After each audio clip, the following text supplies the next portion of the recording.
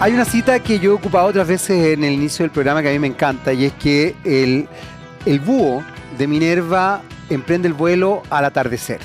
Esta cita la desarrolla Hegel en alguno de sus estudios, un filósofo, por si acaso, para que ustedes sepan, y que da a entender, Minerva es la diosa de la sabiduría, y su búho, que era como su mascota, pero más que su mascota era como quien lo apoyaba, era quien emprendía el vuelo de la sabiduría. Esta cita lo que nos da a entender es que, en definitiva, uno puede ver ciertos fenómenos cuando ya esos fenómenos han pasado, cuando el día ha pasado. Por eso dice que emprende el vuelo al atardecer. ¿Por qué les digo esto? Porque nosotros muchas veces estamos metidos en el problema, en ciertos problemas, y no los podemos ver. Los árboles no nos dejan ver el bosque. La educación hoy día está, no diría en crisis, bueno, sí, en realidad está en crisis, estoy puro blufeando. La educación está en crisis.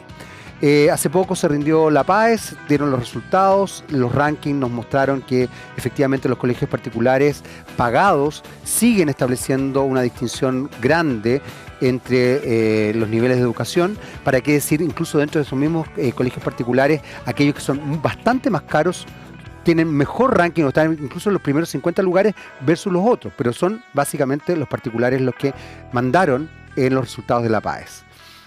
La educación superior está siendo observadora de todo esto. Hoy día vamos a estar hablando justamente de educación superior con el vicerrector académico de la Universidad Alberto Hurtado, aquí por supuesto, en Lo Personal es Político.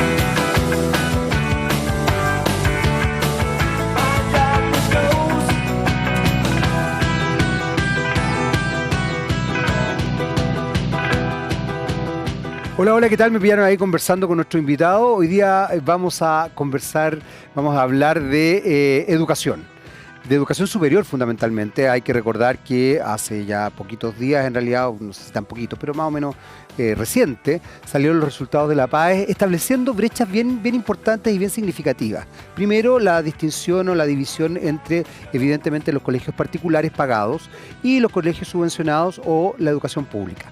Se establece una diferenciación bien potente ahí.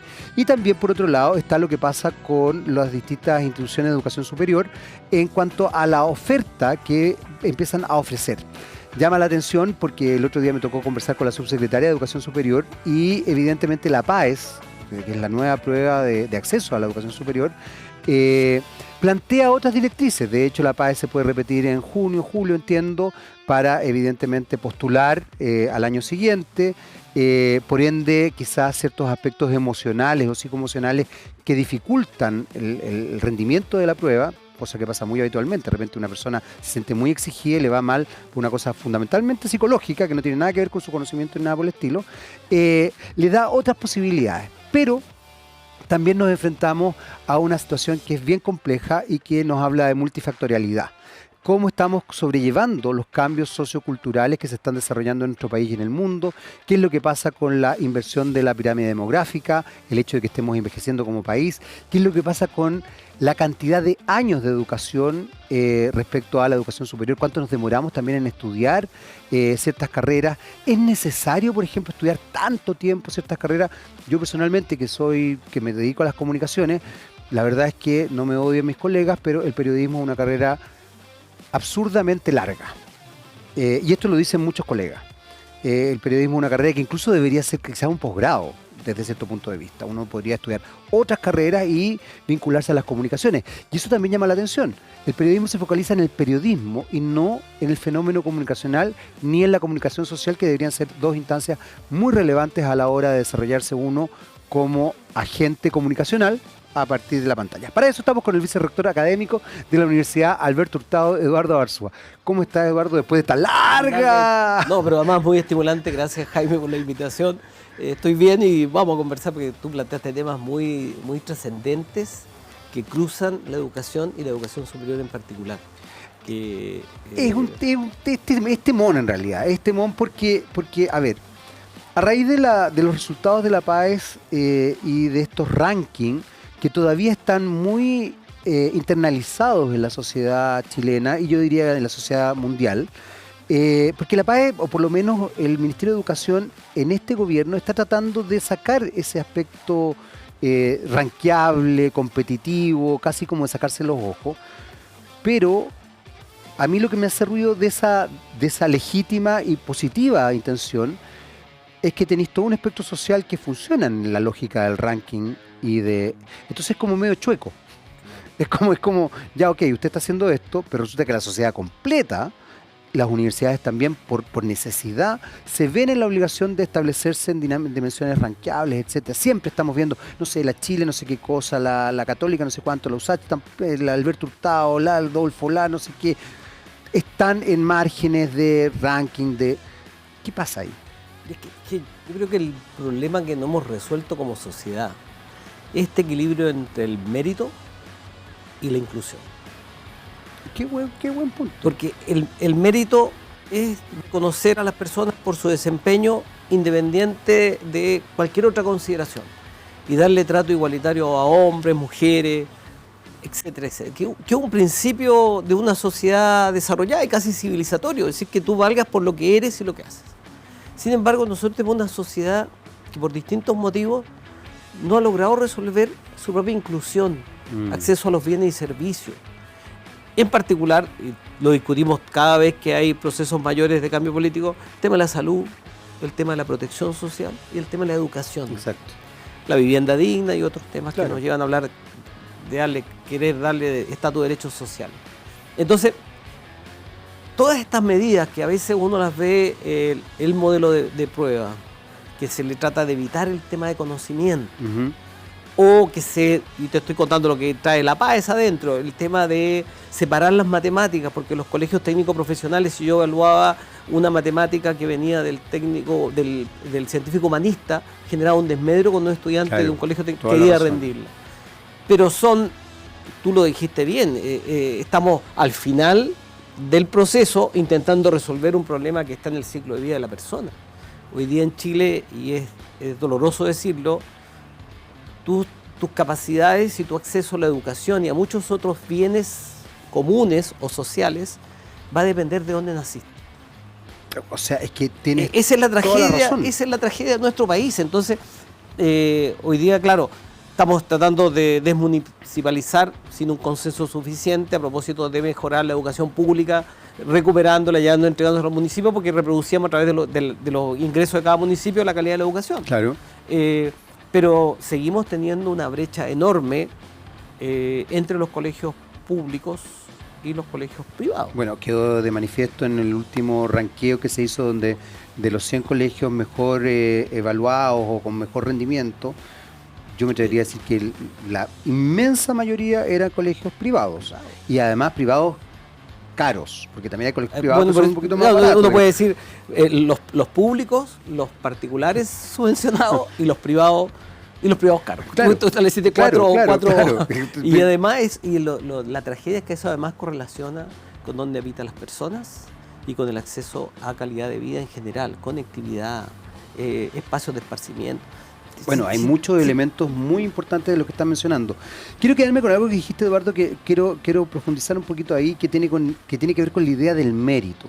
Se nos ha vendido el tema de la meritocracia de manera muy sustancial, y tú haces un comparativo que me parece importantísimo destacarlo, que tiene que ver con realmente qué tantos méritos tengo yo respecto a qué tan inclusiva ha sido mi vida, claro, con derechos básicos. Claro. Se enarbolan discursos desde ciertos sectores ideologizados de manera bien clara respecto a la meritocracia, pero también respecto a esta idea que es muy violenta de que el pobre es pobre porque quiere. Porque es flojo. Y porque es flojo. Parece ser que esas personas nunca han estado a las 5:30, 6 de la mañana tomando transporte público o el metro, porque la verdad es que, les cuento, que en general están llenos, saturados, ya a las 7 de la mañana. De hecho es una de las horas peak, porque justamente la gente ya está funcionando. Entonces la verdad es que esta idea de que es flojo, de que no funciona, de que se levante más temprano, como dijo alguna vez un ministro, es irreal y establece cierta desconexión. pero se consolida este discurso desde los medios, se romantiza además la pobreza, el esfuerzo de esta niña que está sobre la media agua buscando, no sé, en pandemia, una señal para hacer la tarea. Eso no debería ocurrir. Entonces ahí se produce una situación de desmedro bien potente, pero nuevamente se genera una instancia cultural bien fuerte. Porque por otro lado, se enarbola siempre la idea de la meritocracia y de esta romantización de la pobreza con una sociedad además fuertemente aporofóbica, o sea, una sociedad que le molesta la pobreza, que no le gusta la pobreza, que condena la pobreza y que además la ve como fea y tiene terror de caer en la pobreza, claro, estando siempre en un límite bien complejo dependiendo de en qué sectores estás. Y de políticas sociales que si dejan caen en la pobreza. Brutal. La pandemia lo demostró. O sea, perdón, ahora estamos con el problema de muchas personas de distintos segmentos socioeconómicos que están con riesgo de perder sus casas, etcétera, etcétera. ¿Para qué decir llegar a la vejez a propósito de la inversión? O sea, de verdad llegar a la vejez en este país es atroz. Es de alto riesgo. De alto riesgo, exactamente. Entonces, ¿qué pasa ahí desde el mundo académico también respecto a cómo se va leyendo estas realidades que tú planteabas también y que hacías este parangón, donde en definitiva no da la sensación de que haya un ánimo? Yo aquí quiero ser bien cuidadoso porque no quiero sentir que haya una cosa consciente, pero nos da la sensación de que haya un ánimo real de cambiar esto. Pero insisto, no creo que sea consciente, sino que creo que es cultural. O sea, creo que está mucho más arraigado de lo que nosotros incluso podemos creer o ver, sí, pero está. Sí, es bien sustantiva tu pregunta, porque es cómo uno hace cambios o curvas mayores de inflexión. Es muy distinto que yo dé un bono porque tiene efecto inmediato que cuando yo quiero corregir problemas en la educación. Claro. Yo algo te decía que la educación superior está al final de la cadena, de donde naciste, de la calidad del colegio, incluso de procesos de apoyo psicosocial que a veces familias requieren más y que no los tienen. Hoy día todos sabemos que lo que no paga ni la ISAPRE, ni FONASA, ni nadie es psiquiatra, es consulta psicológica, que tiene que ver con bienestar. Recién estamos discutiendo en un el país, bienestar. Además con altos problemas de salud mental. Altos problemas. Y la pandemia además develó y planteó problemas. Entonces, ¿qué quiero decir con esto? Yo también hay que reconocer, a veces uno no lo ve, pero bueno, los últimos 15 años, distintos gobiernos han hecho intentos respecto a la educación superior para ir ampliando el acceso. Y que el acceso no sea solo por el último resultado en la prueba que sabemos que correlaciona con nivel socioeconómico y con un colegio. Exacto. Que es todo lo mismo. Entonces, cuando uno enjuicia al estudiante cuando da el resultado, pregunta mejor de dónde estudió. Claro. Y tenemos unos pocos casos que nos llevan a instalar la idea de que se puede, claro, que son estudiantes que estando en un colegio público sacan un puntaje cercano al nacional o nacional. Pero ese no es el común. Y cuando tú tienes un 60, 70% de la población en este otro lugar, no esperes novedades en la PAES. Y tal vez hoy día esto se va a reflejar más porque la PAES, en vez de apretarse, normalizando en 840, va de 100 a 1000. Entonces va a tener y va a ser más evidente esta realidad distributiva. De hecho lo está haciendo. Bueno, por eso lo digo. Brutal. Claro, bueno, tú puedes usar la palabra, yo no puedo. Usted no te preocupes, yo lo ocupo y me hago responsable. Es muy potente lo que va a mostrar, pero como te decía, hay un tema de acceso que se ha ido ampliando. Por ejemplo, reconocer trayectoria, que los estudiantes que están en el ranking superior del 30, el 20, el 10% de sus colegios tengan un acceso vía admisión directa a las universidades, y hoy día la matrícula de admisión directa anda alrededor del 24 o 20% en las universidades para ese perfil de estudiantes. Entonces han habido esfuerzos. El programa PASE, que es un programa también de acceso a estudiantes que en los 2 últimos años de colegio se adhieren a un programa para hábitos de estudio, distintos temas, van. Lo mismo está ocurriendo para la pedagogía, pero son programas que buscan compensar este problema que es anterior, digamos. Que es anterior. Entonces y eso genera una presión, porque este tema de la PAES habilitó, no sé si ese dato te lo comentaron aquí con las personas de educación superior, habilitó un 41% más de estudiantes que antes para postular. Otra cosa es que postulen y se matriculen, pero en general todo estudiante que logra un cupo de matrícula en la universidad se queda allí.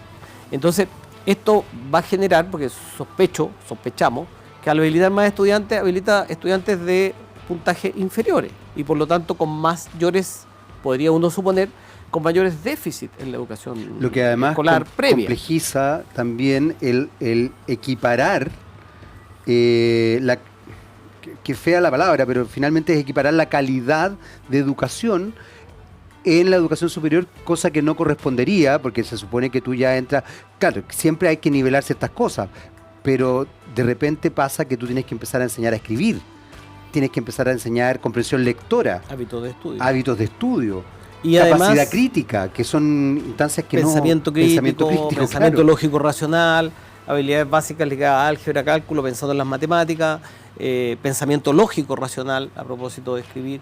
Entonces, claro, ahí hay una pregunta para justamente todos estos procesos habilitatorios, cómo están afectando o impactando la manera también como tenemos que impartir la educación superior. Yo te digo, hay muchas universidades públicas, privadas, tradicionales y no tradicionales, que tienen alto porcentaje de estudiantes que vienen con gratuidad y que necesitan procesos de acompañamiento ligados justamente a déficit del proceso, y no solo a acompañamiento psicopedagógico, sino a acompañamiento psicosocial, porque claro. hay carencia.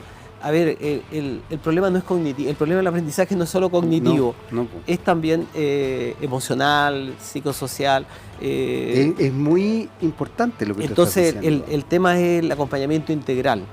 Y esto, tú lo dijiste al principio, esto es una paradoja, porque por un lado estamos en este asunto y por otro lado estamos viendo que la curva sociodemográfica está cambiando.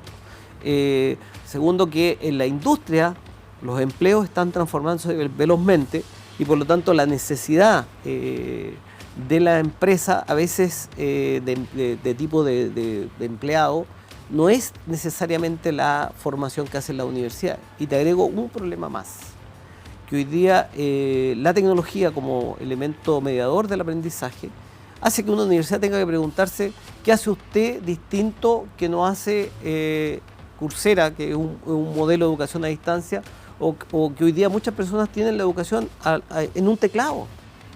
¿Qué aporta la universidad diferente de un teclado? Y ahí hay un elemento bien interesante, Eduardo, porque fíjate que, a ver, a mí me pasa como estudiante, he tenido la suerte de poder ir incrementando ciertas instancias o profundizando conocimiento.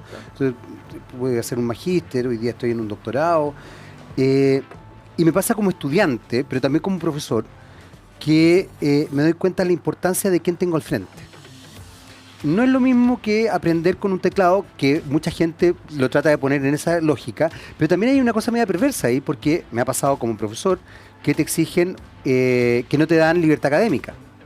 Ahora, yo entiendo que la libertad académica puede tener riesgos, pero la verdad es que en mi experiencia, siempre que he estado en instituciones donde hay libertad académica, he tenido, no sé si grandes maestros, pero he tenido miradas. Y esas miradas me permiten ampliar el registro. Incluso en el colegio. Tuve la suerte de estar en un colegio, yo creo, muy bueno. Y desde ese punto de vista, evidentemente, los profesores en varias áreas me permitían ampliar el registro. Claro, me enseñaban la materia, pero me decían, habían focos. Y eso es fundamental. Es que es muy interesante el punto, y que tiene que ver con qué es la universidad y qué es la formación técnica. A ver, dale. El concepto de universidad, y esto es casi obvio, tiene que ver con un universo. Bueno, claro. Con que yo tengo todas las disciplinas y no necesariamente la transferencia y el cultivo del conocimiento está asociado a una finalidad. Exacto. A una finalidad inmediata. La finalidad está más lejos. Y por eso hablamos en algunos casos de ciencia básica, donde hoy día se están descubriendo cosas que no sabemos la utilidad que van a tener cuando busquen aplicación. Ese es el paso siguiente. Las universidades están llamadas a eso. Bueno, claro. Y a veces las evaluamos sobre todo por la formación profesional, que está más finalizada, que su utilidad es más directa. Pero eso es la formación técnica a la que tenemos que pasarle esas cuentas. Ahora, para que esto se enrede, nosotros tenemos universidades que, quiero decirlo con mucho cuidado para que no se entienda en forma de... Decirlo con mucho cuidado. Hay universidades que solo administran docencia. Ya. Y hay universidades que, aparte de la docencia, hacen investigación, claro, vinculación con el medio. Exacto. Y por lo tanto hay una idea de sociedad, una idea de para qué están en la sociedad. Que de hecho nuestro sistema de acreditación habla de las universidades complejas y las universidades docentes. Ah, mira, no tenía esa idea, Esa distinción, ¿no? claro. No Y las universidades complejas, claro, tienen exigencias de acreditarse en 5 áreas. Claro. No solo en la docencia, en la gestión y en la vinculación con el medio, que uno podría decir que son las áreas más evidentes y que generan más margen. Generan más margen. Bueno. Sí, lo dije yo, no te preocupes. En cambio, cuando yo digo, oiga, universidad, dedíquese a la investigación básica, que es producir un conocimiento que no tiene un resultado económico inmediato, pero que sí puede aportar a la sociedad del futuro, y además, ¿sabe qué? Ocúpese de la transferencia de ese conocimiento, que no es solo transferir patentes, que es un resultado de la transferencia, ojalá el más evidente, sino ver cómo usted transfiere marcos de referencia multi, inter y transdisciplinares, porque la sociedad, respecto de sus problemas de hoy, ya no basta con que me diseñen una línea de metro, sino que usted tiene que integrar el tema de la participación ciudadana, el tema de una ciudad inclusiva, y esos son conocimientos que si yo no los integro, no los voy a, y eso no lo va a hacer, no tengo ningún problema, solamente el Ministerio de Transporte. Necesita universidades complejas que le aporten a los problemas largos que tiene el país. Ahora, en ese sentido, Eduardo, tenemos que hacer una breve pausa, pero no quiero dejar de plantear lo siguiente para la vuelta de la pausa. En ese aspecto estamos bien fregados culturalmente de nuevo, porque, mira, Maquiavelo, perversillo, esto de dividir para gobernar lo logró, porque finalmente también nos estructuramos de manera dividida y parcelamos nuestro conocimiento de manera desintegrada. A mí me pasa en estas áreas que yo realmente digo, bueno, pero ¿por qué no las comunicaciones, de pronto el Consejo Nacional de Televisión, la cultura, educación, no funcionan en sistema? ¿Por qué no hacen alianzas? ¿Por qué no establecen ciertas dimensiones? ¿Por qué no se vinculan con lo económico? Tú dijiste algo muy importante, y con esto cierro, señor director, no se asuste. ¿Qué tal entretenida la conversación? Dijiste algo muy importante, que finalmente es esta idea de monetarizar todo, cuando en definitiva hay elementos productivos, perdona, pero no me gusta ocupar la palabra, pero es la que se ocupa, que no necesariamente son monetarizables de manera inmediata y tienen que ver con el conocimiento. Dicho esto, ahí voy a dejar a Eduardo que se quede pensando. Para la vuelta de esta breve pausa, seguimos obviamente en un ratito más con los personales políticos, sigan en la compañía de Telex. Vamos y volvemos.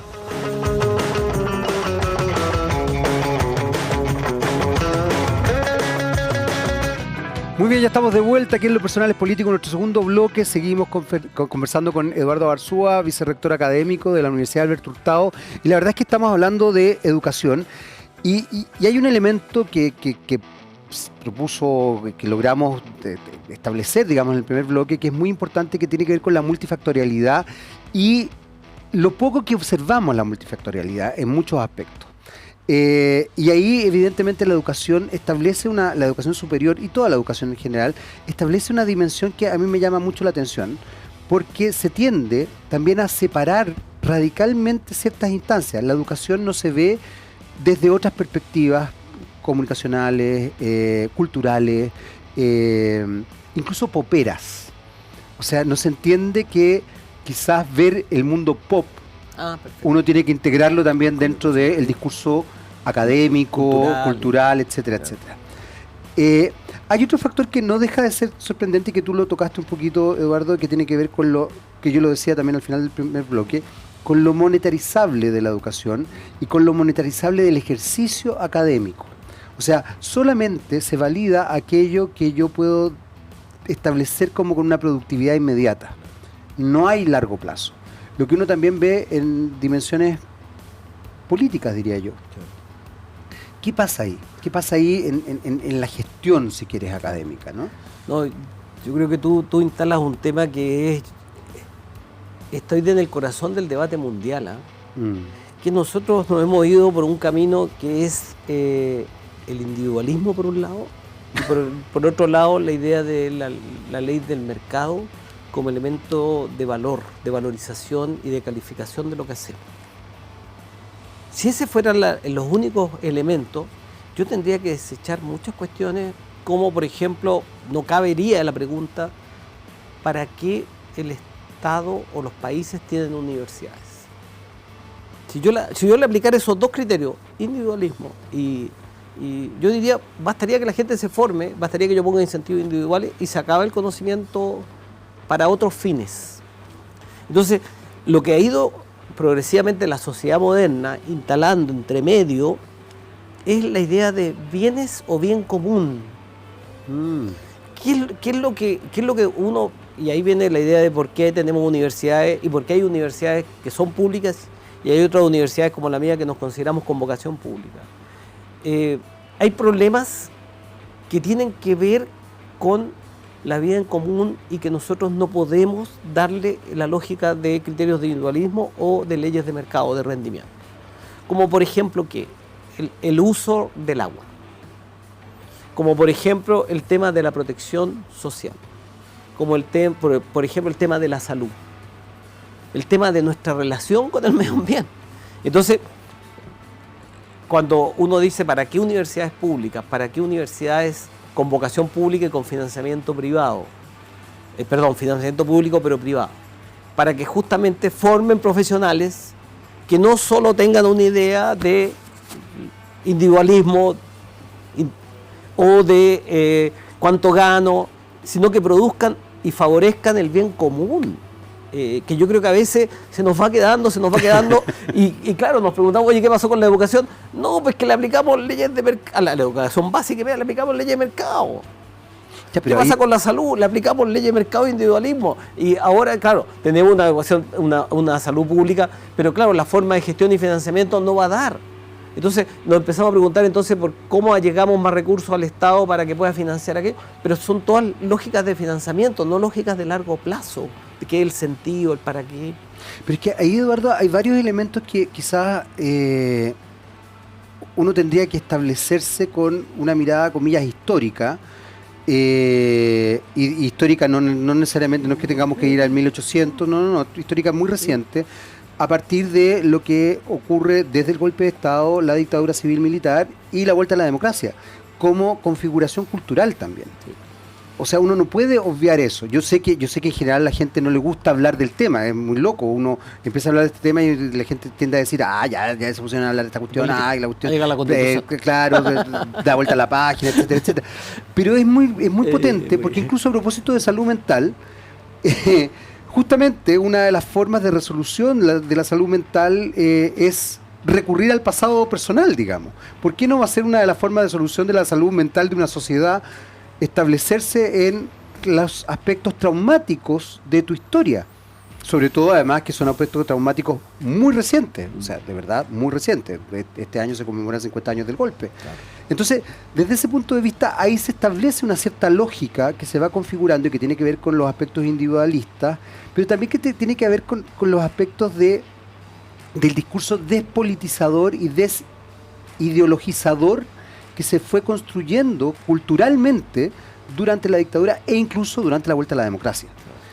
¿Y por qué hago esta distinción? Porque es muy sorprendente que se trate como no ideológico aspectos que son absolutamente ideológicos, como por ejemplo la división entre economía y política cuando están absolutamente vinculadas. O sea, uno lo ve en los medios tradicionales como se habla con un economista y no se le pregunta por aspectos políticos de su mirada económica, claro, y de sus preferencias, que son absolutamente vinculadas. Otro aspecto que llama la atención, que quizás es más sociológico, pero también es muy potente y es muy ideológico, la individualidad.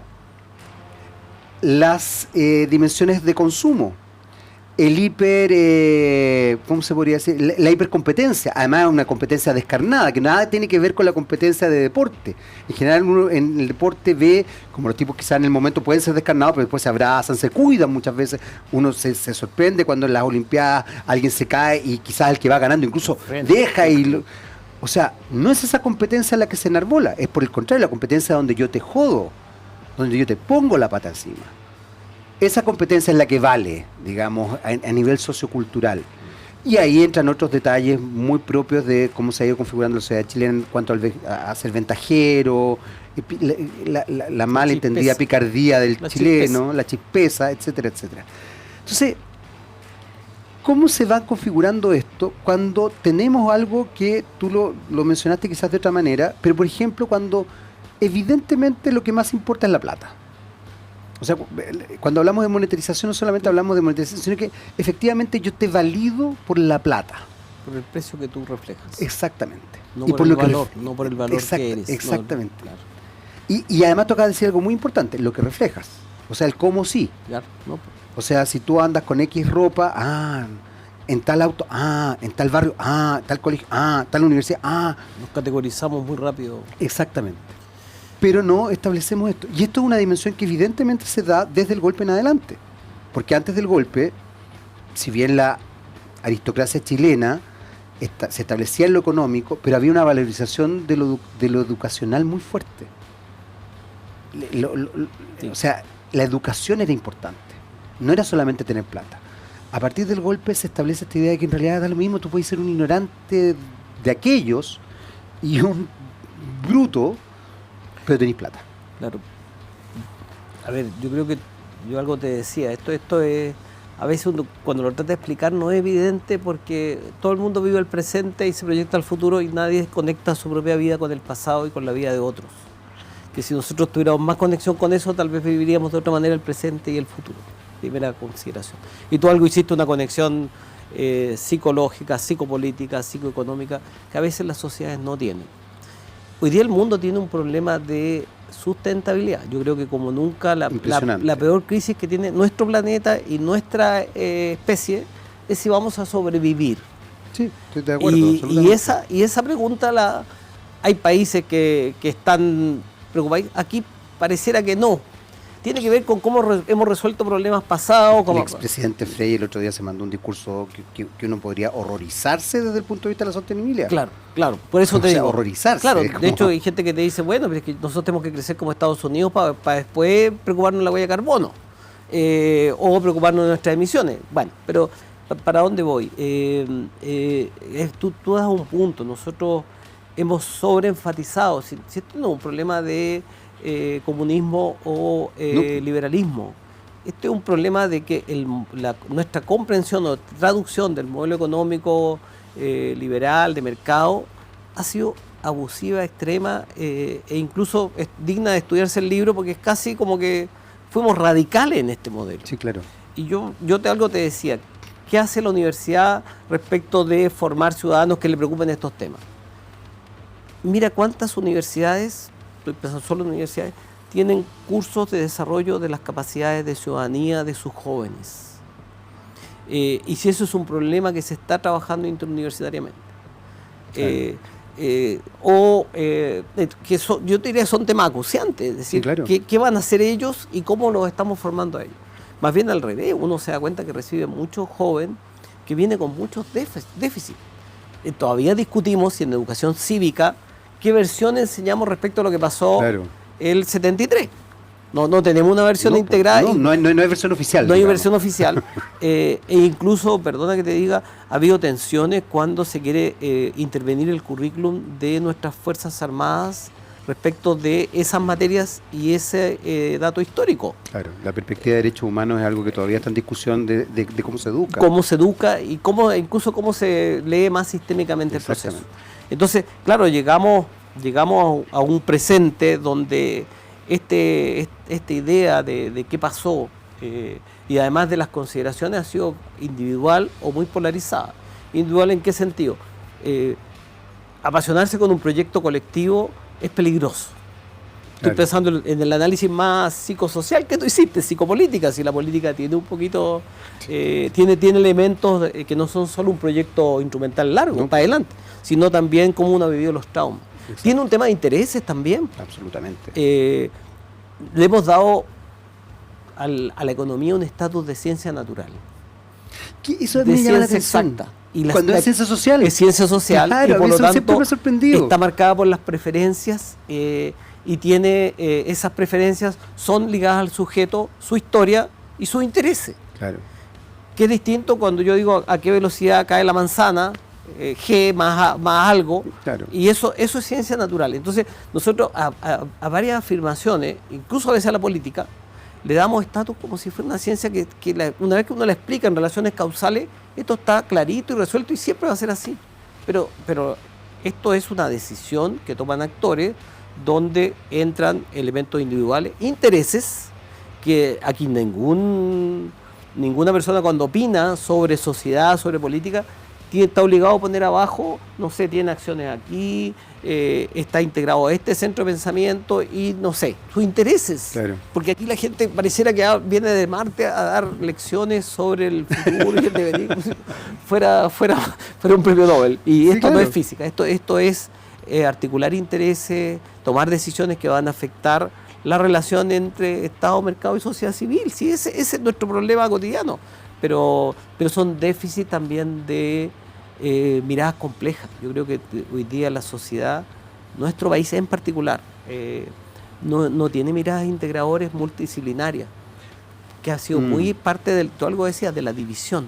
La ingeniería intenta responder, por acá la educación, pero nosotros necesitamos miradas multidisciplinarias, porque el problema, por ejemplo, de la conurbación, ahora a propósito del nuevo tren, sí, claro. El futuro de donde estamos nosotros es que vamos a tener una conurbación que va a incluir Rancagua por un lado, va a incluir la quinta región por otro, y por el norte los Andes. Esa va a ser la mega urbe que vamos a tener de aquí 20, 30, 50 años, y esa pregunta no la va a resolver ni la ingeniería, no la va a resolver ni las ciencias sociales. Necesitamos diálogos interdisciplinarios porque el problema es complejo. Y para eso necesitamos universidades complejas. Ahora, no solo universidades docentes, no estoy eliminándolas, por favor. Claro, obvio. Pero ahí yo quiero llegar porque de alguna manera la Universidad Alberto Hurtado, tú lo decías hace un rato, tiene una vocación social que es muy importante. Y ahí también se establecen dimensiones bien complejas desde el punto de vista de cómo se va construyendo a propósito de la multifactorialidad y de la interdisciplinariedad, pero también de qué es lo que yo estoy diciendo. En general, cualquier universidad que se focaliza en dimensiones más humanistas despierta alarmas en la sociedad actual. ¿Cómo se va construyendo, cómo se puede construir ese cambio finalmente paradigmático, como lo plantea Boaventura de Sousa, que es muy, muy difícil? Porque incluso uno podría pensar que ciertos rasgos civilizatorios son concretos, como que cuesta cambiar civilizaciones. Sí. Entonces ahí Boaventura se me diluye un poquito, el señor de Sousa.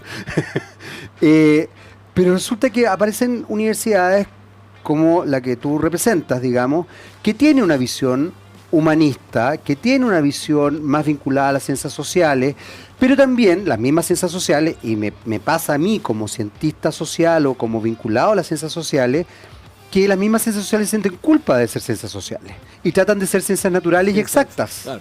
Entonces uno, por ejemplo, habla de subjetividad y inmediatamente aparecen antropólogos, sociólogos, algunos psicólogos, algunos comunicólogos. Pero ¿cómo hablar de subjetividad? Nosotros tenemos que ser objetivos.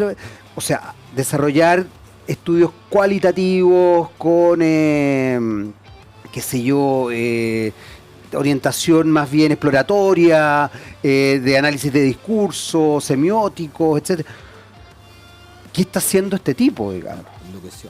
¿Qué está haciendo este tipo? Este tipo está hablando de emociones. ¿Cómo se configura una universidad como la que tú representas en esa dimensión cuando la cosa es tan compleja, digamos? Nuestra universidad es joven y nació un poco excéntrica a propósito de la tendencia a algo que tú decías, lo cientificista natural. Es una universidad jesuita. Sí, los jesuitas tienen universidades en todo el mundo, en todos los continentes, universidades muy reconocidas, reconocidas. Una pregunta mínima, muy cortita. ¿El que sea jesuita la hace una universidad religiosa como es la Pontificia, por ejemplo? No. Es que eso también marca una distinción, no es menor. De hecho, porque la Pontificia, si bien Pontificia, digamos. Si bien algunas de nuestras autoridades son jesuitas, la autonomía de pensamiento, la libertad de cátedra, la universidad no es confesional, es decir, las trayectorias académicas no están condicionadas ni de autoridades por expresar o no creer. Claro, usted si está separado, por ejemplo, puede ser clase. Usted puede ser profesor titular, puede ser vicerrector. Claro, cosa que en las pontificias no se puede, ojo. Claro, hay universidades que tienen que pasar por la visión del obispo o la autorización de Roma, incluso para ser. Pero bueno, el punto es que nuestra universidad en ese sentido es joven y nace con esta vocación que tiene que ver también con el fundador, que es cómo desarrollo un proyecto educativo en un ambiente que está relativamente consolidado. Si tú decías, nosotros tenemos universidades que están rankeadas a nivel mundial, dentro de las 100. Entonces la pregunta que se hace el fundador hace 25 años, estamos cumpliendo 25 años, somos jóvenes, es en qué áreas nuestra sociedad no tiene una reflexión o podríamos hacer un aporte significativo. Y por eso es ciencias sociales, humanidades, derecho y economía. Que son ciencias sociales, además. Bueno, pero es que hay que explicarlo porque si no la gente se olvida que economía y derechos son ciencias sociales. Y evidentemente, siendo la Compañía de Jesús, las pedagogías. 30% de nuestras vacantes son las pedagogías. Pero ¿cuál es la idea? Compleja. Producir conocimiento, además, incidente a estas áreas de conocimiento, y además parte del sello es que nuestros estudiantes se formen para dar respuesta o contribuir a la solución de estos problemas que estamos conversando. Pero al mismo tiempo, y aquí vienen las cargas que dan los sellos, vamos a trabajar con estudiantes que en general el sistema considera menos competentes al inicio, y vamos a abrir vías de acceso más amplias, por ejemplo, abrirnos a la gratuidad. Por ejemplo, abrir distintos programas de acceso. Y por lo tanto, adentro también el proceso formativo es inclusivo, de acompañamiento, porque queremos combinar inclusión con excelencia, inclusión y calidad. Ambicioso. Ambicioso y...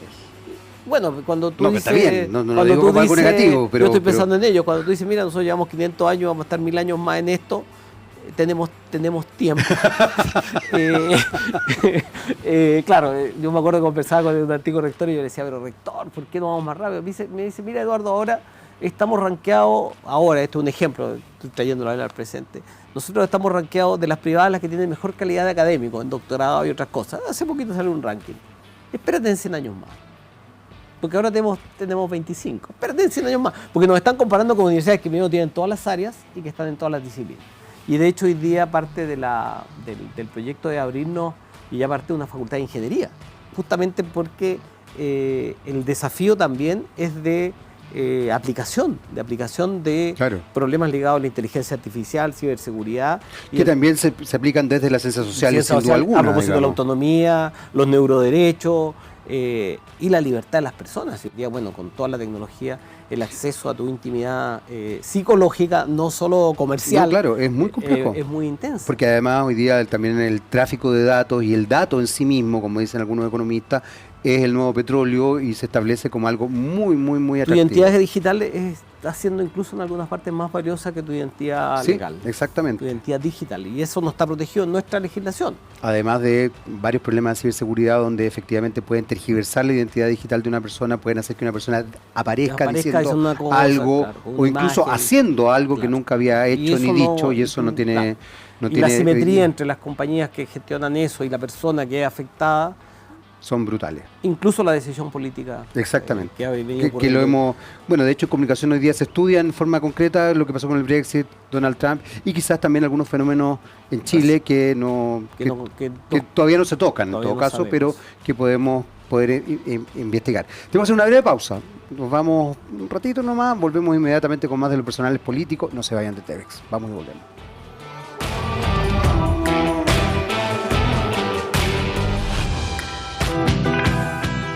Muy bien, ya estamos de vuelta para nuestro tercer y último bloque de los personales políticos. Seguimos conversando con Eduardo Barzúa, vicerrector académico de la Universidad Alberto Hurtado.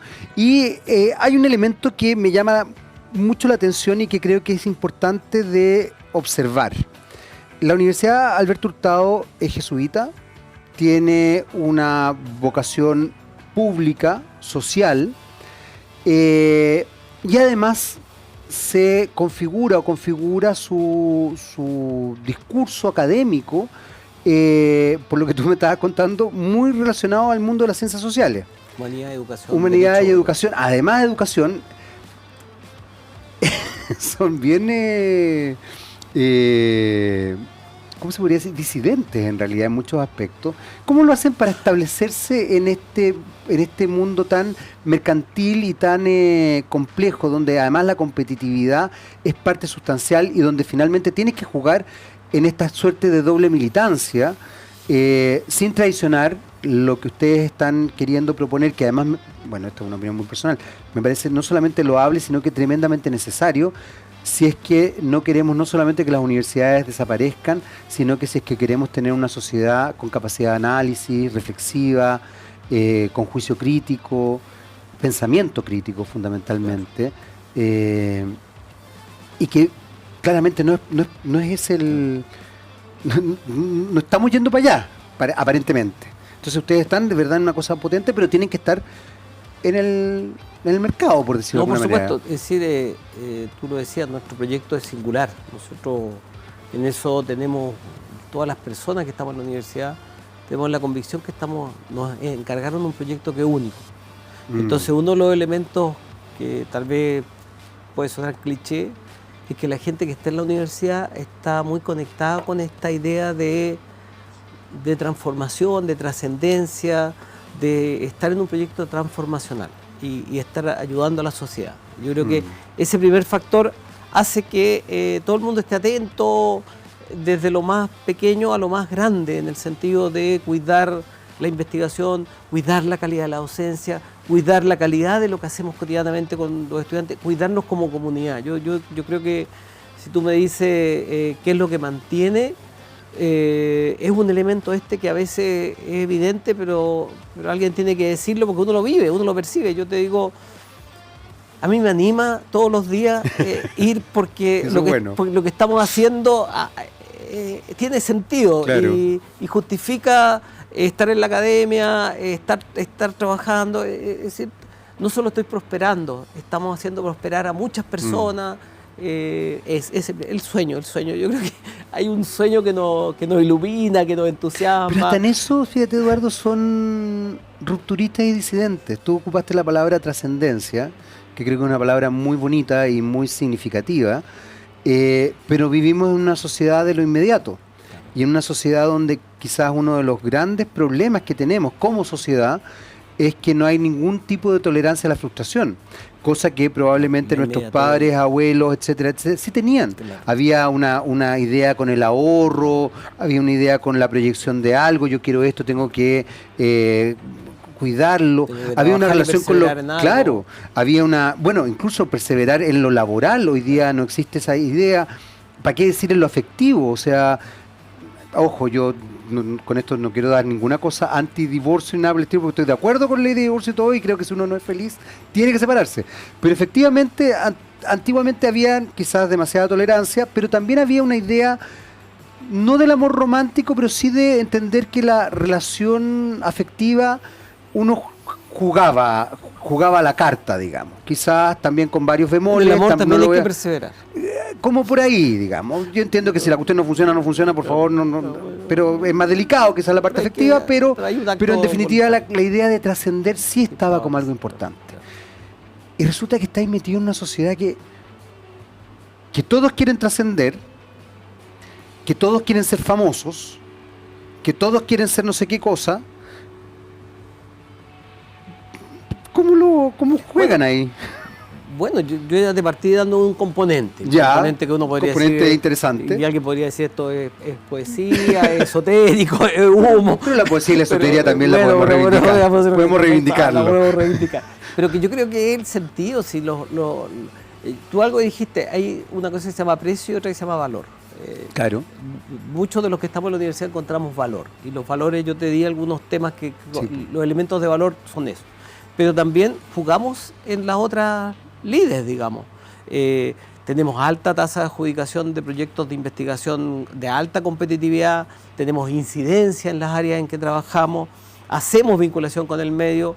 Te faltó dar un dato del estrés que nos damos. Hemos escogido estar y mantenernos en el centro de Santiago porque creemos que la universidad y no movernos y no irnos a la Cota, porque además el metro ahí donde está, el Metro Los Héroes, es un espacio también de integración social y cultural. Es un espacio donde nuestros estudiantes vienen principalmente de la zona surponiente de Santiago, de colegios públicos, más de 60% en gratuidad.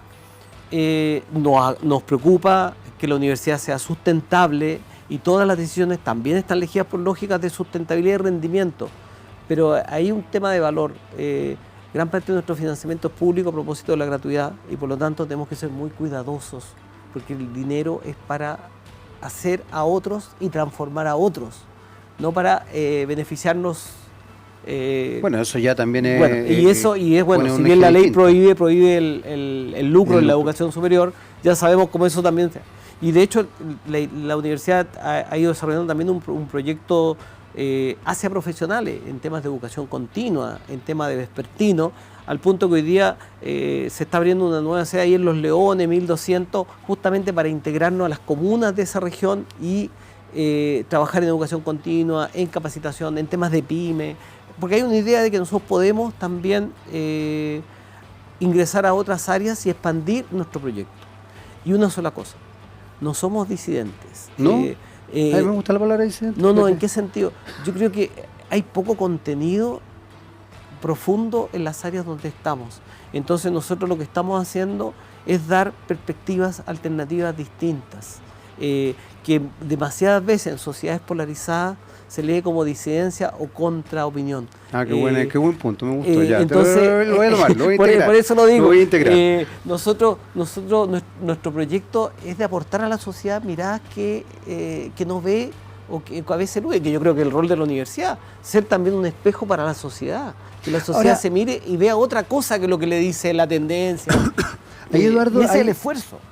Ahí hay un elemento bien importante porque de alguna manera las sociedades tienen construcciones hegemónicas y la hegemonía en nuestro país es fundamentalmente oligárquica, es fundamentalmente europea, es centralizada. A ver,